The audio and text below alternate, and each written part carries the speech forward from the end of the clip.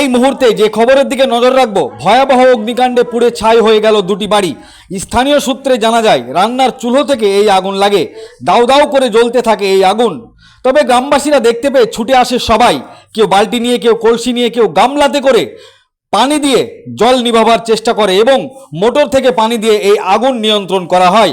বড় ধরনের অগ্নিসংযোগ থেকে রক্ষা পেল এই গ্রাম। বাড়ির সম্পূর্ণ ক্ষতি না হলেও দুটো হেসেল ঘর, টিভি এবং কিছু আসবাবপত্র সম্পূর্ণ পুড়ে ছাই হয়ে যায়। এই ঘটনাটি ঘটেছে মুর্শিদাবাদ জেলার রানীতলা থানার বালিগ্রাম এলাকায়। পুড়ে যাওয়া বাড়ি মালিকের নাম রেজাউল করিম এবং সুভান শেখ। সরকারি সাহায্যের আবেদন জানিয়েছেন গ্রামবাসীরা। বিস্তারিত শোনাবো আপনাদের কি বলেছেন তারা। এই ভিডিওটি যারা দেখছেন চ্যানেলটি লাইক করবেন, শেয়ার করবেন আর সাবস্ক্রাইব করবেন। আই লাভ মাই ইন্ডিয়া, মেরা ভারত মহান। উঠা মাত্র একজন মহিলা ও আসা বালতিতে পানি দেবে কি ওই পড়ে গেছে। আর আমি ওই ডিহে হেনি চিল্লাচ্ছি যে তোমরা ধরো গো, বালতি আইলে তো হবে না, টিউকল চিপে তোমরা মোটর দূরে পাঠাতে সব। আর এই তখনই ফাঁকা একবার চিল্লাচ্ছি, উধার একবার চিল্লাচ্ছি, উধার একবার চিল্লাচ্ছি, সব ঢাকি এলো। আর আগুন একবার 3-4 মানুষ তাড়িয়ে গেছে। দিয়ে সব আগুন তাপ চাহতে কারেন্ট আছে গো, তোমরা তাড়াতাড়ি করে কারেন্ট আগুন ধরে গেলে পারবে না। আর এই বাড়িতে আছে বাবু বুঝা নাম, আমি এই বাড়িটা কেউ টিনে মারো পানি যেরকম করে চারিধারে টিনে দেখুন ঘুরে গেছে, সব যায় টিনে মারালছে পানি। এই যত লোক সবকে ডাকে, মাদ্রাসা যত লোক সবাই গালি ভালো, এরকম আগে আগুন রুখা যাচ্ছে না। মেয়ে ছেলে আইসা আছে, বেটা ছেলে আইসা আছে, আইসা সব লিভানো আগুন। হ্যাঁ, মোটরের জল, টিউবওয়েলের জল, বলছি কি যে যখন পেরেছি যে সব হাজার হাজার লোক আছে। ক্ষয়ক্ষতি বলতে দেখতে পাচ্ছেন সব। আমি এবার বিদায় ছিল, আমি তো আর হানি করি সব। হ্যাঁ, এখানকার এখানে যা হাসাল ঘর রান্না যা ছিল সব এটাও পুড়িয়া গেছে।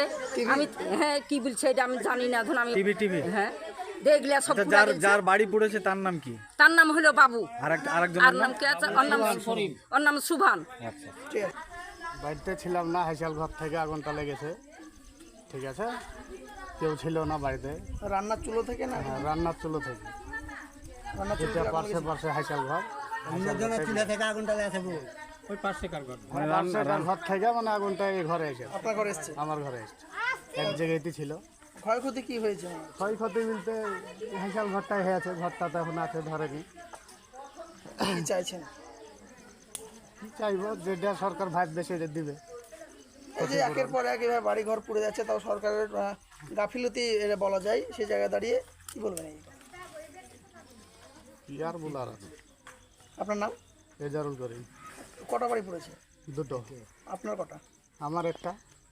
গ্রাম? বালিগ্রাম।